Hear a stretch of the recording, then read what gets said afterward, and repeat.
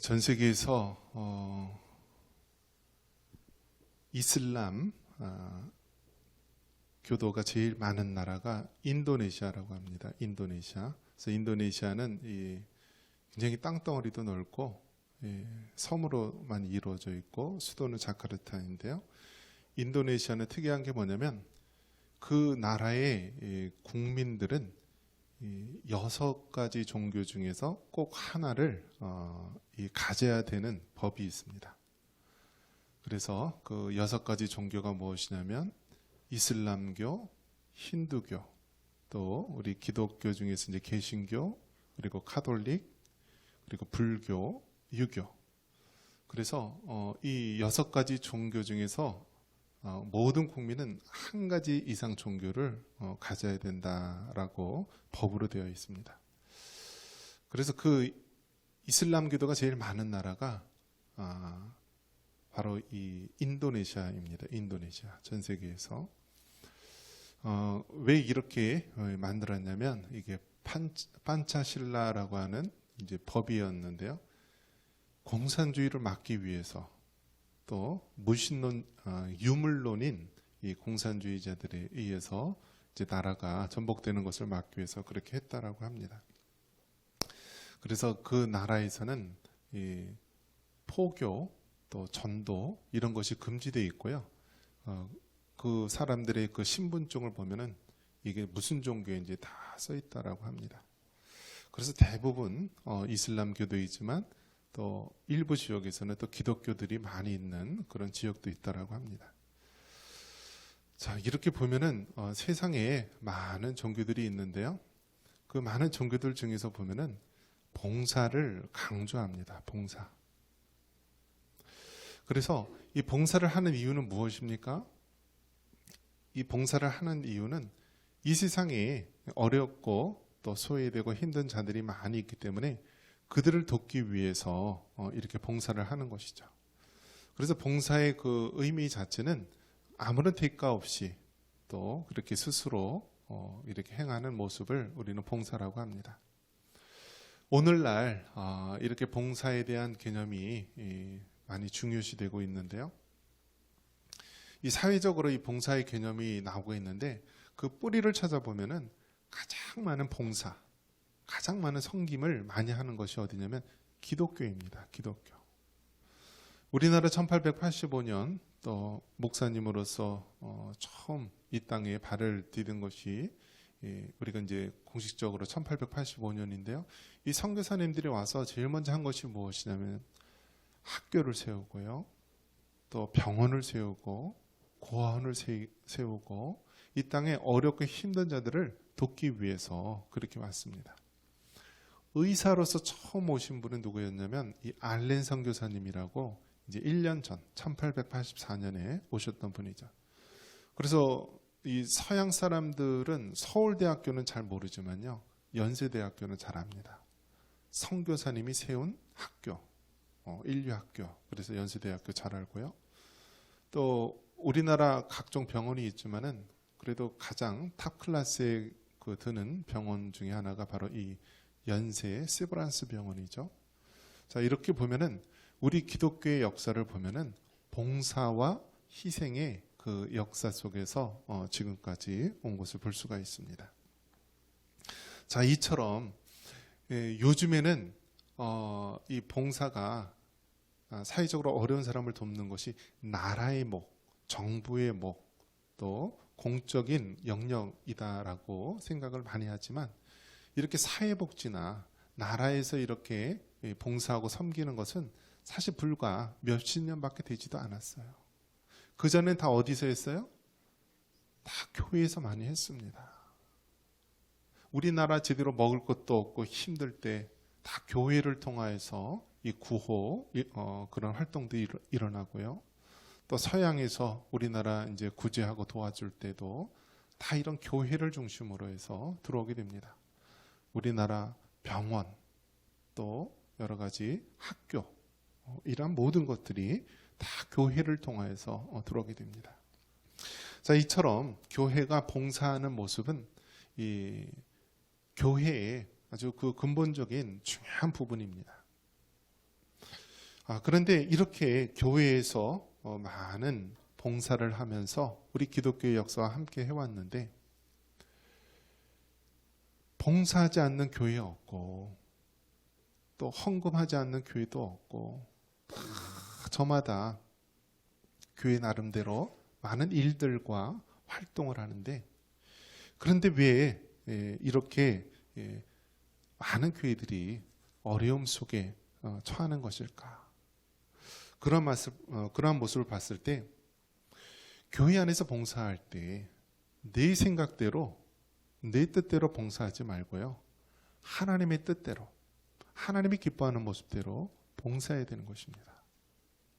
우리가 대통령 선거나 국회의원 선거 하면은 꼭 어떤 장면이 나오죠? 정치 지도자들이 그날만큼 무료 급식 하는데 선다든지 막 연탄 배달을 한다든지 막 어려운 노인들 이렇게 찾아가서 하는데요. 평상시 그렇습니까? 아니죠. 보이기 위해서 다른 사람들에게 그 선한 이미지를 보이기 위해서 그렇게 하지만은요. 진정한 봉사는 그렇게 보이기 위한 봉사가 아니라 그 안에 정말 진정으로 우러나오는 그러한 봉사여야 한다는 것이죠. 그럼 교회도 정말 정치인들이나 몇몇 특수한 사람들이 자신의 그 얄팍한 목적을 위해서 하는 봉사가 아니라 하나님이 원하시는 성경이 말씀하고 있는 그러한 봉사를 해야 한다라는 것입니다. 그럼으로써 먼저 우리가 해야 되는 것이 무엇이냐면 사랑으로 봉사해야 된다라는 것입니다. 한번 따라해 보겠습니다. 사랑으로 봉사하자. 우리 9절 말씀 한번 같이 한번 읽겠습니다. 9절입니다. 사랑에는 거짓이 없나니 악을 미워하고 선에 속하라. 아멘. 우리는 봉사할 때 억지로 할 수 없이 그냥 시켜서 그렇게 하는 봉사가 아니라 사랑으로 봉사하는 것입니다. 사랑. 바로 우리 예수님께서 우리를 위해서 십자가에 피 흘려 죽으시고 우리를 죽기까지 사랑했는데 우리는 그 하나님의 사랑에 감격하여서 정말 1만 달란트 빚진 자가 100데나리온 그 얼마 안 되는 그 돈을 빚진 자를 탕감해 주듯이 우리는 늘 그 예수님의 사랑으로 그렇게 봉사를 해야 되는 것입니다. 그래서 고린도전서 13장 마지막에도 뭐라고 되어 있나? 뭐라고 되어 있죠? 믿음, 소망, 사랑. 이 세 가지는 항상 있을 것인데 그 중에 제일은 무엇이라고요? 사랑이라. 그래서 믿음, 소망, 사랑이 우리 기독교의 굉장히 중요한 원리입니다. 원리. 우리가 구원받는 근거는 무엇이죠? 단 하나, 예수 그리스도를 믿음으로 구원을 받는 것입니다. 그래서 구원을 받은 하나님의 백성들은 믿음을 가지고 살아가야 되는 것이죠. 자, 그러면 이 믿음으로 살아가는 자는 그 안에 누가 계시죠? 예수님이 계신 거예요. 그래서 항상 다닐 때마다 예수님의 사랑이 흘러나와야 되는 거예요. 봉사를 할 때도 우리가 억지로 하는 것이 아니라 정말 예수님께서 우리 안에 살아계시고 예수님께서 기뻐하시기 때문에 우리가 사랑으로 봉사하는 것입니다. 자, 그래서 믿음으로 구원을 받고 사랑으로 봉사하며 그 다음에 또 마지막 남은 것이 무엇이죠? 소망. 우리는 항상 천국에 대한 소망, 하나님의 나라에 대한 소망을 품고 살아가는 자입니다. 그래서 우리는 정말 이 세상에 실패하고 정말 이 세상의 삶을 마감할지라도 우리는 어디로 갈 수 있어요? 천국에 갈 수 있다라고 하는 소망이 있는 것입니다. 그렇기 때문에 이 천국의 소망, 이 부활의 소망, 영원한 영생에 대한 소망, 이 소망을 가진 자, 이것이 바로 우리 그리스도인들의 특징입니다. 그래서 믿음, 사랑, 소망, 이 세 가지는 항상 우리 그리스도인의 삶의 모습 속에서 흘러 넘쳐야 되는데요. 특별히 봉사를 할 때 사랑으로 봉사하라는 거예요. 사랑으로. 이 종교들 중에서 이 봉사를 잘 하는 그러한 종교가 있는데요. 그 중에 하나가 이 카톨릭이라고 합니다. 카톨릭. 근데 카톨릭에서 하는 그런 봉사의 개념은 우리 기독교, 우리 개신교하고 좀 다릅니다. 우리는 죽으면 바로 어디로 가요? 우리 예수님 계신, 우리 하나님 계신 천국으로 가는 것이죠. 근데 카톨릭에서는 그러한 신학이 없어요. 신앙이 없어요. 그들은 천국과 지옥 위에 연옥이라는 곳이 있다라고 믿고요. 그들이 죽으면 바로 천국에 가는 사람은 예수님의 제자나 특별한 그러한 선지자 같은 사람 이외에는 바로 천국에 가는 사람이 없다라고 생각을 해요. 그래서 그들은 연옥의 시련과 불시험을 통과해서 서서히 연옥에서 천국으로 갈 수 있다라고 믿고 있는 자들입니다. 그래서 그들이 이 카톨릭에서 하는 봉사의 개념은요, 연옥에서 천국에 더 빨리, 더 가까이 이르기 위한 하나의 행위로 구원을 받고자 하는 몸부림에 불과합니다. 그래서 그들은 봉사를 하지만요, 참된 기쁨의 봉사가 아니라 내가 연옥에서 빨리 벗어나기 위한 그러한 하나의 업적을 쌓기 위한 봉사라는 것입니다. 그런 면에서 여러분, 우리는 사랑으로 봉사하고요, 마음으로 우러난 진실된 봉사를 할 수 있기를 바랍니다. 자, 그리고 우리가 봉사할 때 어떻게 해야 되나요? 열심을 품고 주를 섬기며 봉사를 해야 됩니다. 우리 11절 같이 한번 읽겠습니다. 11절입니다. 부지런하여 게으르지 말고 열심을 품고 주를 섬기라. 아멘. 우리 예수님 믿는 자들은요, 열심히 주를 섬기듯이 봉사를 해야 되는 것입니다. 그래서 여러분, 기독교가 들어가는 곳마다 그 나라가 잘 살고요, 선진국이 되는 거예요. 가정도 마찬가지입니다. 맨날 싸움박질하고 우상만 섬기고 막 여러 가지 안 좋은 역사를 가지고 있는 집안도요, 복음이 들어가게 되면은요, 그 모든 우상 숭배와 모든 죄악된 것들을 버리고요, 바르게 하나님을 섬기는 그런 믿음의 집안이 되는 것입니다. 예수님을 믿는다라고 하는 것은 단지 그 영혼이 천국에 가는 것으로 끝나는 것이 아니라 예수님을 믿음으로 인하여서 그의 가정과 그 공동체, 그 사회, 그 모두가 변화되는 것입니다. 그래서 우리가 예수님을 믿는다는 것 자체는요, 너무너무 큰 축복입니다. 큰 축복이에요. 우리나라가 이렇게 발전하게 된 것, 이것이 여러분 하나님의 그 구원의 큰 은혜 속에서 이루어진 것임을 믿으시기 바랍니다. 우리나라는 전 세계에서 아직도 전쟁이 끝나지 않은 분단의 나라이죠. 저 북한은 모든 전쟁을 다 준비를 했었어요. 그래서 1950년 6월 25일 미군이 딱 철수를 하고 그때 이제 소련제 탱크를 앞세우고 딱 내려왔습니다. 그래서 3일 만에 서울이 점령을 당하게 되는데요. 이때 미국에 있는 대통령이 그 모든 한국에 이제 군인들을 파송해서 그 공산당을 막기 위해서 결정을 내리게 된 그 동기 중에 하나가 무엇이냐면, 미국에 있는 그 교회 목사님들이 이야기를 합니다. 한국에는 정말 전 세계에서 가장 기독교가 많이 있는 그러한 사람들 중에 하나인데 그들을 버리시렵니까? 이 한국에 있는 기독교인들, 한국에 있는 많은 교회들 구해야 되지 않습니까? 하면서 대통령에게 편지를 쓰고 전화를 하고 그렇게 한국을 돕도록 그렇게 했다라는 일화들이 있습니다.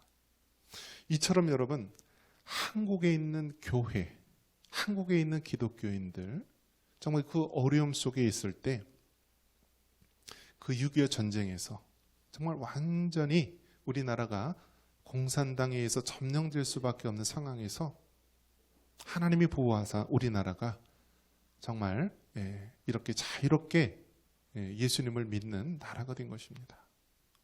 어떻게 우리나라가 그렇게 기적적으로 발전을 이룩할 수 있었겠습니까? 우리나라 초대 이승만 대통령이 어떤 분이죠? 장로님 아닙니까? 감리교 또 장로님이긴 한데요. 하나님께서 정말 그러한 분들을 예비해 놓으셔서요, 그 이승만 대통령 때서부터 초대 정부가 세워질 때 기도함으로 시작이 됐습니다. 그리고 모든 준비를 잘 해놓아서요. 그 위에 박정희 대통령이라든지 이런 분들이 경부고속도로를 놓게 되고요. 또 외국에서 원자력 기술을 배웠던 분들이 우리나라에 원자력 발전소도 세우고 그렇게 하면서 우리나라가 한강의 기적을 이루면서 또 많은 발전을 이루게 됐고요. 또 하나님 또 우리나라 얼마나 사랑하십니까? 우리나라가 포르투갈에 이번 월드컵에 몇 대 몇으로 이겼죠? 예, 역전승으로 2대1로 이겼는데요. 지금은 이제 폴란드가요. 그 다른 나라를 이기고 그렇게 또 8강으로 갔는데요. 그런 거 보면 참 하나님이 우리나라를 사랑하시는구나. 하나님께서 우리나라에 복음이 들어오게 하시고 우리나라의 5만여 교회를 통하여서 하나님께서 천국 방방곡곡에 때마다 일마다 하나님을 예배하게 하시고 우리나라에 참으로 이토록 복을 주시는구나라는 것을 알게 됩니다. 이런 면에서 여러분, 우리가 정말 복음이 들어오면은요, 열심을 품고 이렇게 좋은 일들이 일어나는 것입니다. 그런 면에서 여러분, 정말 주님 안에서 우리가 열심을 품고 봉사하며 섬길 수 있기를 바랍니다. 자, 그리고 우리가 봉사할 때요, 어려워도 봉사해야 된다라는 것입니다. 우리 12절 말씀 같이 한번 읽어보겠습니다. 12절입니다. 소망 중에 즐거워하며 환난 중에 참으며 기도에 항상 힘쓰며. 아멘. 여유가 있어서 남아 돌아서 하는 것은 봉사가 아니죠.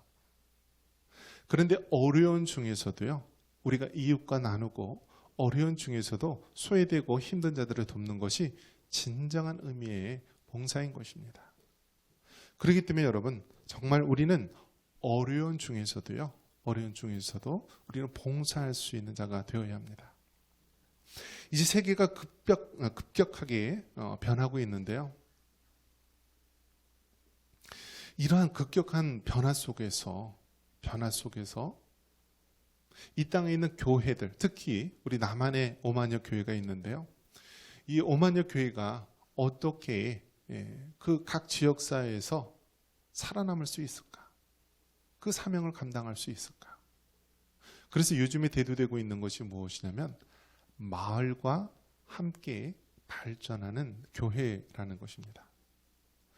여러분, 우리나라는요, 특이하게 대도시 위주로 다 사람들이 모여 있습니다.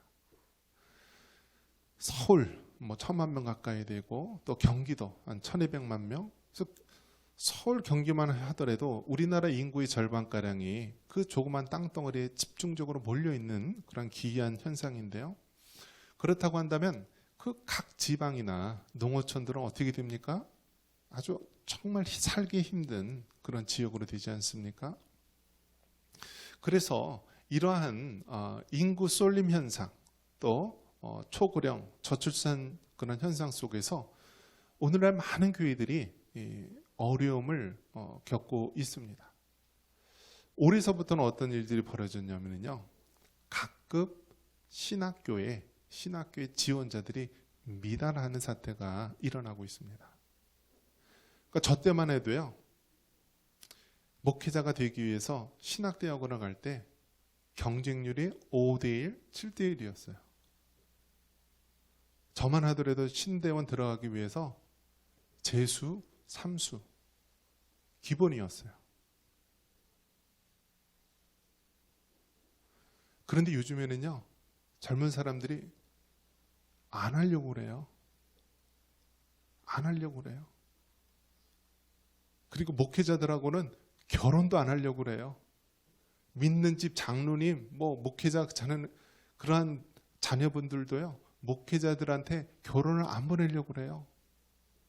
그러니까 이제는 신학교에서 미달하는 사태가 일어나는 것입니다. 그러면 어떤 일이 벌어지냐면요, 교회가 앞으로는 목회자가 없는 교회들이 많아진다는 거예요. 그리고 목회자들이 검증이 안 된 사람들이 세워질 수 있다는 거예요. 그래서 어느 신학교 교수님이 이제 목회자 후보생 인터뷰를 하는데요. 슬리퍼를 신고 오더래요. 슬리퍼를. 보통 면접 보면 뭘 하고 가야 되죠? 정장을 입고 구두를 신고 그렇게 면접을 해야 되는데 슬리퍼를 신고 오더래요. 슬리퍼를. 그래서 교수님들이 어떻게 해야 되나? 잘라야 되나 말아야 되나? 그러니까 검증 안 된 사람들이 또 세워질 수 있다라는 거예요. 자, 이러한 것을 봤을 때 여러분 정말 어려운 시대가 되었습니다. 이 코로나 3년 기간을 통하여서 그 어려움의 시기가 점점 더 빨리 오는 것이 바로 우리의 현실인데요. 이러한 상황에서 교회가 어떻게 우리가 해야 되는가? 그 중에 가장 큰 대안이 무엇이냐면 이제는 교회만 발전해서는 안 된다. 교회와 마을이 함께 발전하는 그러한 구조로 되어야 된다. 그 지역사회 교회가 있다면 그 교회로 말미암아 그 마을이 살아나고 그 지역이 살아나고 함께 발전할 수 있는 그러한 교회로 되어야 된다라고 이야기를 하고 있습니다. 정말 그렇습니다. 이제는 정말 우리끼리만 잘 먹고 잘 살고 우리끼리만 잘 되는 그런 모습으로 안 되고요.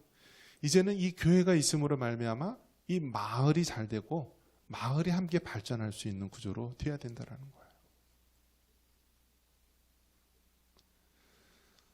농촌 지역을 보면은요, 얼마나 열악합니까? 정상적인 가정이 드물어요. 부모, 자녀, 이렇게 믿음 가운데서 하나님을 섬기는 가정이 드물어요. 가정이 깨어지고, 자녀들은 이혼을 해가지고, 자녀들을 다 할아버지, 할머니한테 맡기고, 아버지도 나가서 일하고, 어머니도 나가서 일하고, 자녀들도 나가서 알바한다고. 그래서 교회 나오지도 못하고 신앙은 다 내동댕이 치고 아이들은 정말 누구 어떻게 의지할 데가 없고요. 버려져 있어요. 어린 돌잡이 아이한테도요. 스마트폰을 쥐어주고 그냥 부모가 귀찮으니까 그냥 스마트폰에 맡겨버립니다. 그러면 어려서부터 그 아이들이요. 스마트폰 그 각종 음란하고 모든 우리의 영혼을 홀딱 빼먹는 그 스마트 기기에 아이들의 영혼이 빼앗기고 있습니다. 그러면서 자녀들이요. 정신적으로 너무너무 안 좋은 상태에서 우리 자녀들과 다음 세대들이 놓인 것이 이러한 현실입니다. 이러한 때에 정말 희망이 어디 있습니까? 그 희망은 하나님께서 이 땅에 세우신 교회인 줄 믿습니다. 그래서 여러분 정말 그 가정 형편을 봐서는요. 이 아이가 잘 될 리가 없고요. 정상적인 그러한 환경 속에서 자라나지도 못하고 공부나 실력으로 봐서는 도저히 서울이나 강남권에 비교도 될 수 없는 그런 아이들이지만 그런 아이들 마음속에 복음이 들어가고 하나님 말씀이 들어가면요 희망이 생기고 소망이 생기는 거예요. 범죄자가 될 수밖에 없고 정신적으로 문제가 될 수 없는 아이들이 그 하나님의 복음의 역사로 그래도 하나님께서 지켜주시고 온전하게 해주시는 것입니다. 그래서 이러한 역할을 누가 감당해야 되느냐? 교회가 감당해야 되는 것이고요. 그 소망이 없이 방황하는 그 어린 영혼들을 위해서 우리 교회가 어린이 놀이터도 하고요. 작은 도서관도 만들고 상담센터도 운영해서 그 어려움에 처한 자들에게 하나님의 말씀과 복음으로 소망이 있게 키워나가는 것. 이것이 바로 우리 청산교회에 주어진 사명인 줄 믿습니다. 그리고 우리가 어떻게 봉사해야 됩니까? 손대접하기를 힘쓰라고 말합니다. 우리 13절 같이 한번 읽겠습니다. 13절입니다. 성도들의 쓸 것을 공급하며 손대접하기를 힘쓰라. 아멘. 여러분, 손대접하기를 힘쓰라. 우리가 하나님을 사랑하고 이웃을 내 몸처럼 사랑하기 위해서요. 말로만 떠드는 것이 아니라 우리 손으로 봉사해야 되는 것입니다. 여러분, 교회를 사랑한다라고 하면 교회에 나와서 청소하십시오. 교회 나가서 정말 주방으로 섬길 수도 있고요. 교회 나가서 우리가 정말 무언가 손과 발로 뛸 수 있는 것을 해야 됩니다. 주님을 사랑한다면서 손 대접하기를 우리가 하지 않는다라고 하는 것은 그것은 말과 행동이 따르지 않는 거예요. 여러분을 직분자로 세웠고요. 여러분을 셀리더로 세웠고 여러분을 주의 일꾼으로 세웠으면요. 주의 일을 하라고 한 것이지 내가 뭔데 내가 교회에서 어떤 직분자인데 그렇게 내세우기 위해서 세운 것이 아닙니다. 그렇기 때문에 여러분 우리가 정말 손 대접하기에 힘쓰시기를 바랍니다. 하나님이 여러분을 주의 일꾼으로 삼으셨으면요. 여러분 주의 이름으로 봉사하고 섬길 수 있기를 바랍니다.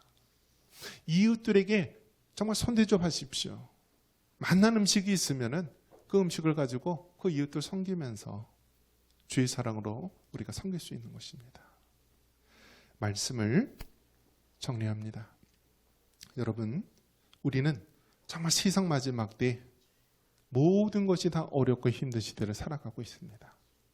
자녀 교육도 어렵고 경제적으로도 사회적으로도 교육적으로도 나라의 앞날도 모두가 불투명하고 어려운 것이 사실입니다. 하지만 오직 하나 우리에게 희망이 있다면 우리와 함께 하신 예수님, 우리 하나님만이 우리의 참된 소망이고 희망인 줄 믿습니다. 우리가 하나님 말씀대로 순종하고 행할 때 그것이 바로 잘 되는 길이요 하나님이 기뻐하는 길인 줄 믿습니다. 교회를 통해서 여러분 봉사할 수 있기를 바랍니다. 봉사하되 사랑으로 봉사하십시오. 열심을 품고 봉사하십시오. 어려워도 봉사를 하시고 손대접하기에 힘쓸 수 있는 우리 모두가 되기를 주님의 이름으로 축원합니다.